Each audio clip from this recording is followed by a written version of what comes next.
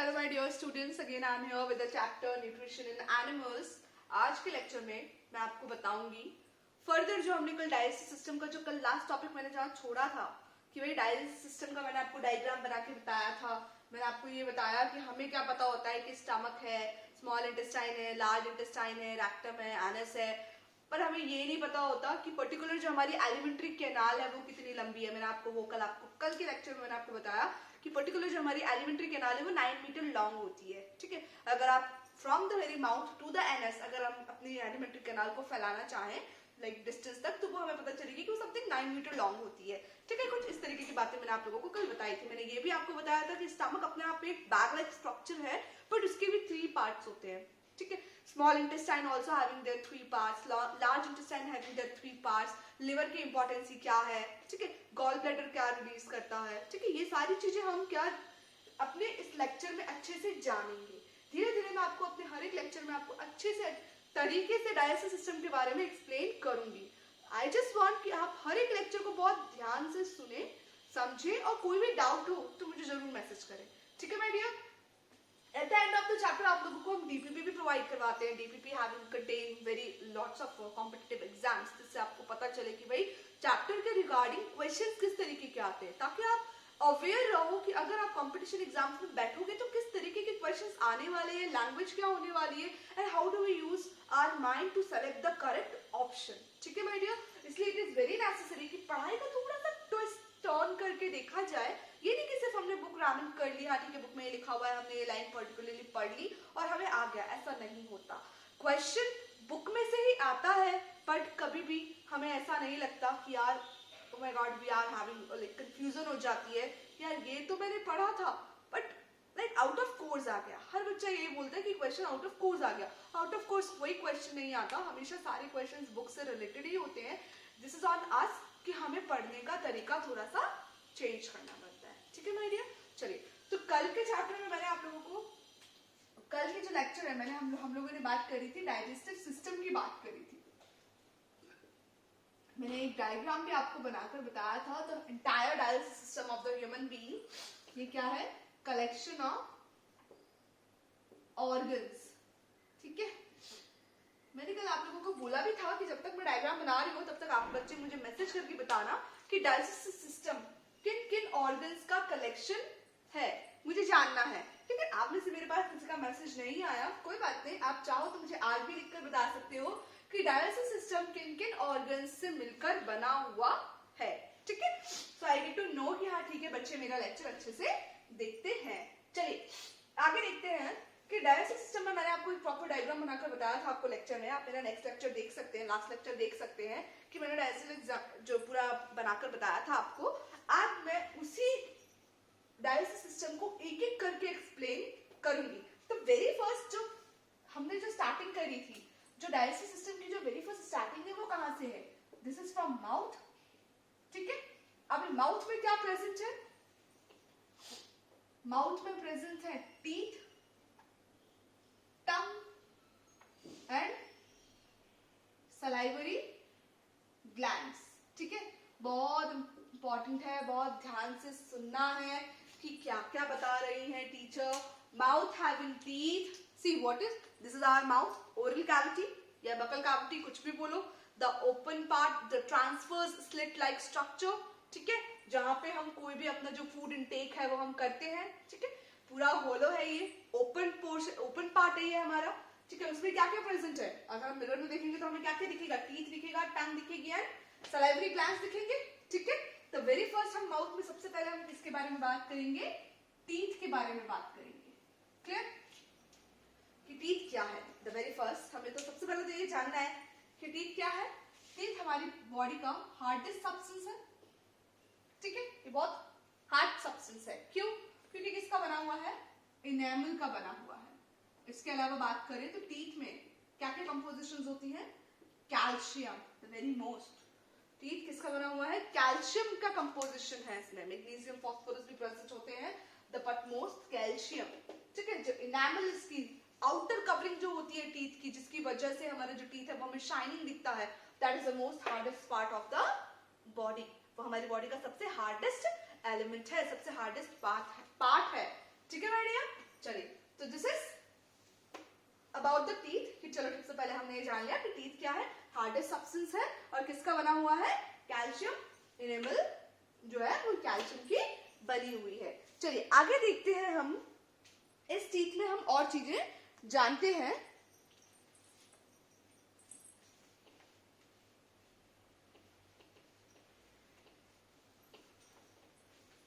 चलिए किसका बना हुआ है ये जान लिया। वर्किंग क्या है इसकी, मास्टिकेशन, मास्टिकेशन बोलो, चूइंग बोलो, of what, of food particles. ठीक है, टीथ का क्या काम है, अब कोई भी फूड को अपने माउथ में आप जैसे ही रखते हैं तो हम क्या स्टार्ट करते हैं, we started biting, we started chewing, हम मास्टिकेट करना स्टार्ट कर देते हैं ना। पर्टिकुलर जो बाइट है हम उसको और भी छोटे छोटे पीसेस में चबाना स्टार्ट करने लग जाते हैं, ठीक है, फूड को। तो ये काम है किसका, टीथ का। क्लियर हो गई, हमें इसकी वर्किंग पता चल गई। अब हम इसके स्ट्रक्चर को अच्छे से जान लेते हैं। ठीक है, सी मैं यहाँ पे डायग्राम बना रही हूँ, ध्यान से देखना।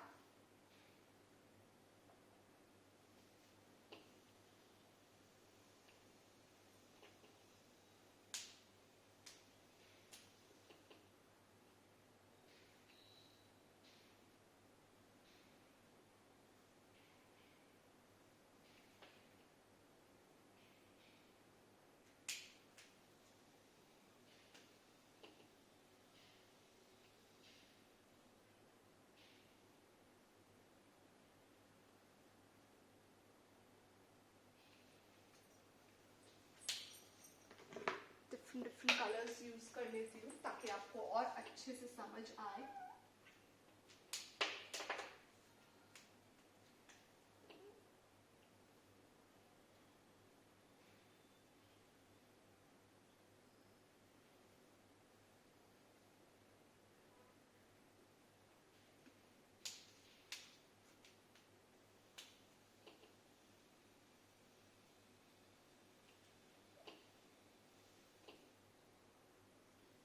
आपकी एनसीईआरटी डायग्राम, आपकी बुक्स जो भी आप बुक रेफर कर रहे हैं माय डियर, आई होप कि उसमें भी ये डायग्राम होगा। आप उसमें बहुत अच्छे से इस डायग्राम को देख सकते हैं कि किस तरीके से जो हमारा टीथ है उसका स्ट्रक्चर किस तरीके का होता है।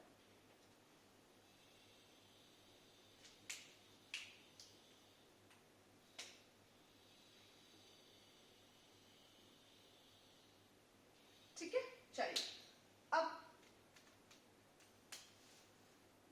This is the outer part of the teeth. हमारे टीथ में जो हमें जो आउटर जो दिखता है व्हाइट कलर की शाइनिंग व्हाइट कलर की लेयर, दिस इज इनेमल। इस इनेमल के नीचे एक हार्डेस्ट सब्सटेंस की लेयर होती है विच इज कॉल्ड डेंटाइन। जैसे सीमेंट होता है ना, हम ब्रिक्स को बीच में ज्वाइन करते हैं सीमेंट लगा के, सेम इसी तरीके का सीमेंट लाइक स्ट्रक्चर होता है डेंटाइन। इसके बाद बात करेंगे तो उसके नीचे आ जाती है pulp.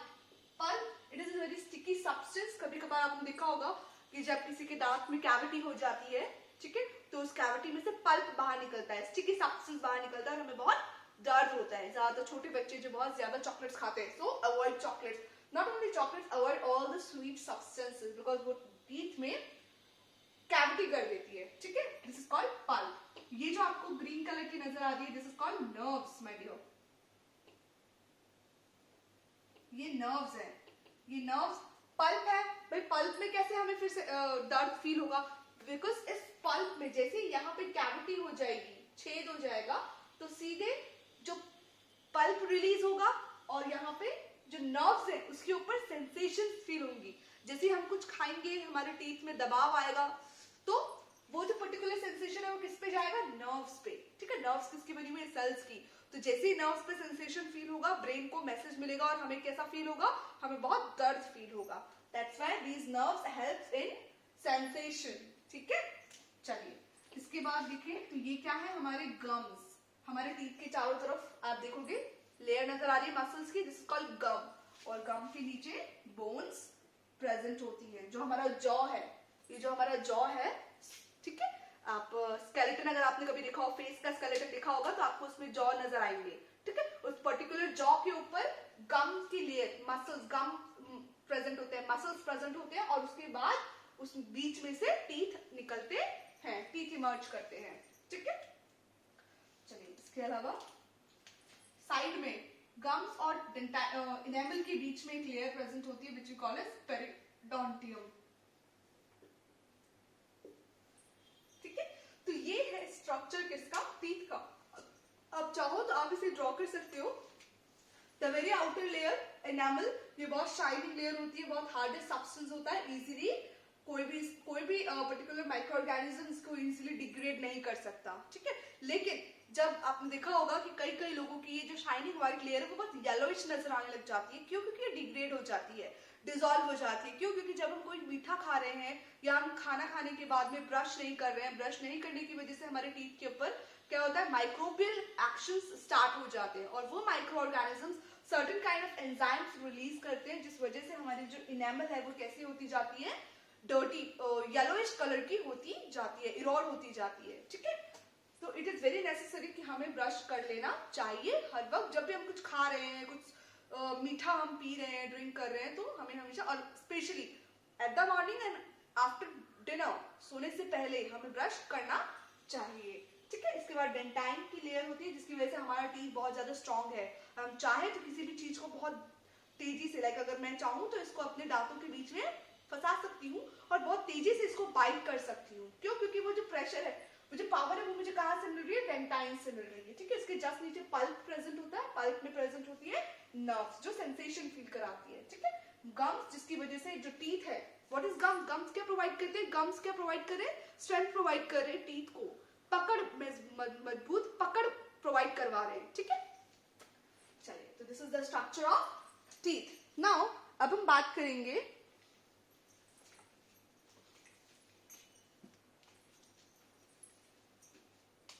Teeth present on both jaws. Teeth है वो हमारे दोनों जॉज पे प्रेजेंट है। ठीक है, the upper jaw and the lower jaw. ठीक है, अच्छा एक चीज आपको पता है बेटा, कोशिश भी करके देख सकते हो कि ये जो हमारा माउथ है, जब भी हम कुछ खाते हैं या हम बोलते हैं तो आपने नोट डाउन किया होगा, सिर्फ ये जो नीचे वाला जो लो है, लोअर जो ही मूव करता है, अपर जॉ मूव नहीं करता। ठीक है, आप चाहो तो प्रैक्टिकल करके देख सकते हो। You can put your thumb and finger over here and आपको फील होगा कि आपका अपर जॉ मूव नहीं कर रहा, ओनली सिर्फ लोअर जॉ ही मूव करता है। ठीक है, तो लोअर जॉ की जो टीथ है वो अपर जॉ की जो टीथ है उस पर प्रेशर देते हैं, तब जाके हम कोई भी जो फूड आइटम जो भी खाते हैं वो च्यू होता है। ठीक है, ये भी चीज आपको याद रखनी है, नॉलेज की बात है। अपर jaw can never be move, only lower jaw can move. ठीक है, क्योंकि यहाँ पे एक सॉकेट होता है जिसकी वजह से, एक बोर होती है जिसकी वजह से ओनली लोअर जॉ ही मूव करता है। ठीक है, चलिए, तो प्रेजेंट ऑन बोथ जॉज, जो टीथ है वो दोनों जॉज में प्रेजेंट होते हैं। उसके बाद ये सबको पता होगा कि टोटल नंबर ऑफ टीथ कितने होते हैं। एक एडल्ट पर्सन में 32 नंबर ऑफ टीथ प्रेजेंट होते हैं। ठीक है, कितने, 32 पेयर्स।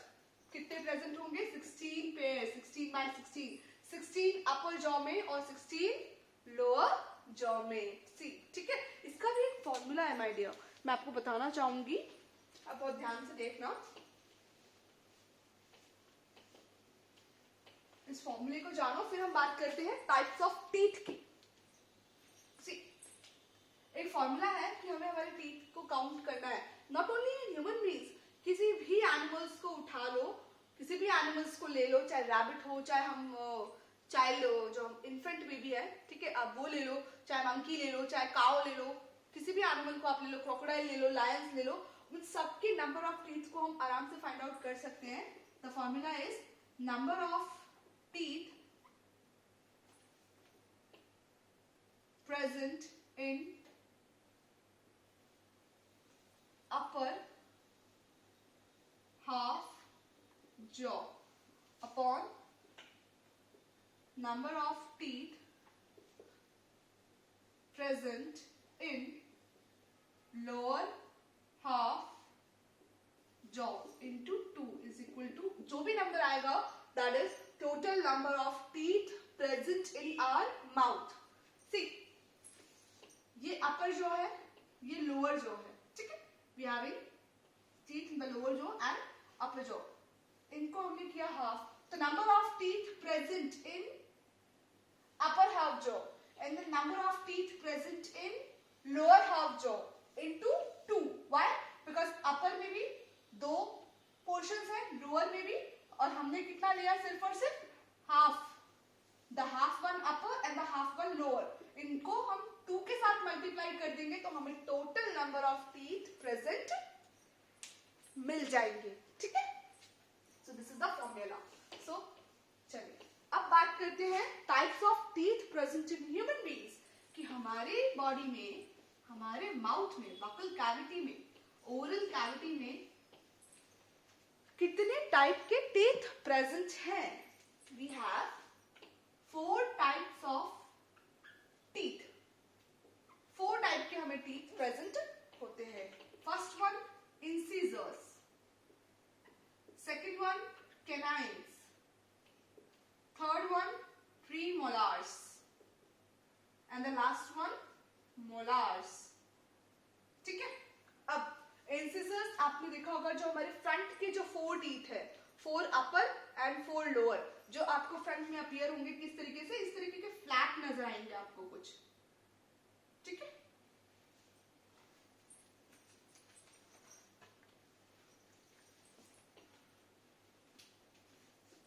कुछ इस तरीके के ऊपर से बिल्कुल फ्लैट नजर आएंगे आपको ये टीथ. ठीक है. This is called incisors. क्या काम है इनका? For cutting. किसी भी चीज को काटने के लिए. हम एप्पल लेते हैं, हम एप्पल कहां से खाते हैं? द वेरी फर्स्ट बाइट जो हम एप्पल की लेते हैं, कहां से लेते हैं? From the very front of our teeth. जो इंसिजर्स है उसी के साथ हम अपने एप्पल को बाइट करते हैं, तो फिर बाइट करने के लिए, कट करने के लिए हम यूज करते हैं. जो इंसिजर्स है वो किसके लिए काम आते हैं? कटिंग करने के लिए. कैनाइन्स की मैं बात करूं तो वो ऊपर से उनका शेप कुछ इस तरीके का होता है. जैसे लायंस, आपने डॉग के टीथ देखे होंगे, डॉग के, लायंस के टीथ देखे होंगे, कितने शार्प होते हैं ऊपर से. इसी तरीके के कुछ ये कैनाइन्स होते हैं. ठीक है. ऊपर से कुछ इस तरीके की शार्प एज होती है इनकी. क्या काम है इनका? For biting, for tearing.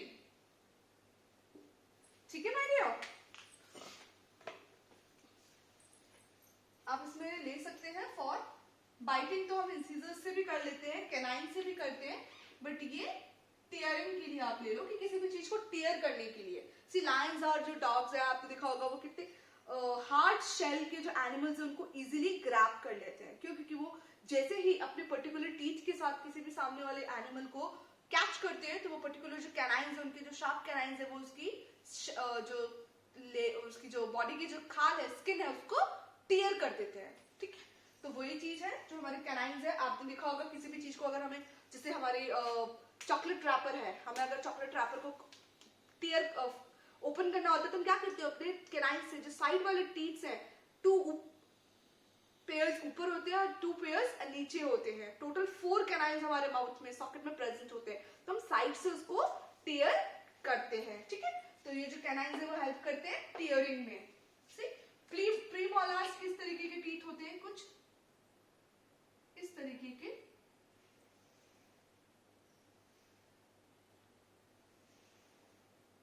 Teeth होते हैं. वो इनका साइज थोड़ा बड़ा होता है. ठीक है. थोड़े से स्क्वायर शेप के होते हैं, और ये किसमें हेल्प करते हैं? For chewing. ठीक है. और मोलार्स भी कुछ इसी तरीके के होते हैं, थोड़े साइज में बड़े होते हैं ये, और इस तरीके के.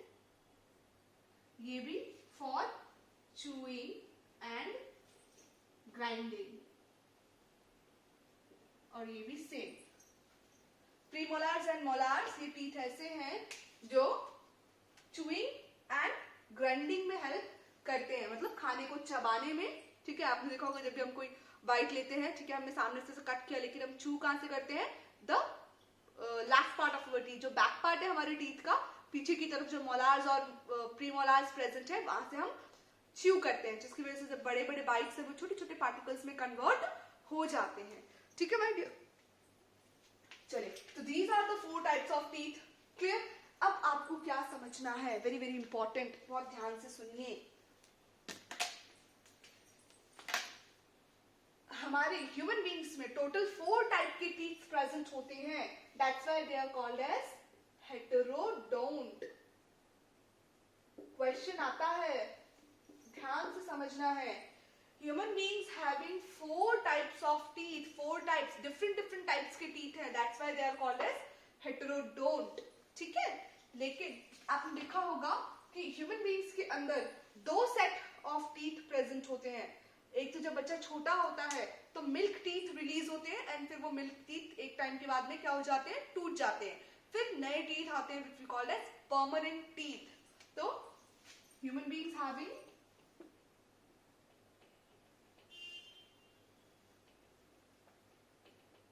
having 2 sets of teeth. First one is called milk teeth, जो कि शेड हो जाते हैं एक टाइम के बाद में, and the second one is permanent. टूटने के बाद में जो नए टीथ आते हैं they are called as permanent teeth. तो अभी जो हमारे टीथ प्रेजेंट है दीज आर परमानेंट टीथ। ठीक है, और जो छोटे बच्चे होते हैं अबाउट 10 to 12 इयर्स तक के जो बच्चे होते हैं उनके टीथ क्या हो जाते हैं, टूटते हैं, तो these are called as milk teeth. ठीक है, तो 2 तरीके के 2 टाइप के टीथ होने की वजह से they are called as diphyodont. Human beings having 2 sets of teeth, that's why they are called as diphylodont. Don't get mismatched. 4 types of teeth present है, that's why they are called as heterodont.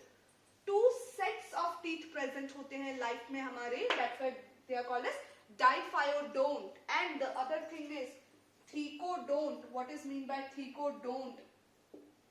आपने jaw देखा होगा, आपने काऊ के jaw को देखना है। आप कभी काऊ के जो टीथ है वो कुछ अलग तरीके से जॉ में फिक्स होते हैं, जिसकी वजह से उनकी जो टीथ है वो बाहर की तरफ निकले हुए रहते हैं। ठीक है, बट अगर हम अपनी जॉ की बात करें तो जो हमारा जो सॉकेट है वो फिक्स सॉकेट है, और उसमें जो टीथ है बिल्कुल स्ट्रेट ऊपर की तरफ ग्रो करते हैं, एंड अपर वन बिल्कुल नीचे की तरफ पैरेलली ग्रो करते हैं, एक दूसरे के परपेंडिकुलरली ग्रो करते हैं। सो ये जो इस तरीके का जो अरेंजमेंट होता है टीथ का सॉकेट के अंदर, जिस तरीके का अरेंजमेंट होता है दैट इज कॉल्ड थीकोडोंट। तो ह्यूमन बीइंग्स के जॉ में जिस तरीके से टीथ फिक्स्ड होते हैं that is called thecodont. Okay my dear, तो ये टॉपिक आई थिंक आपको टीथ के बारे में बहुत अच्छे से समझ आ गया होगा। हमने द वेरी फर्स्ट स्टार्ट किया माउथ में टीथ के बारे में जाना कि टीथ में क्या क्या है। 4 टाइप्स ऑफ टीथ हमने देख लिए, हमने ये जान लिया उसका वर्किंग क्या है, हमने ये जान लिया कि वो किससे बने हैं।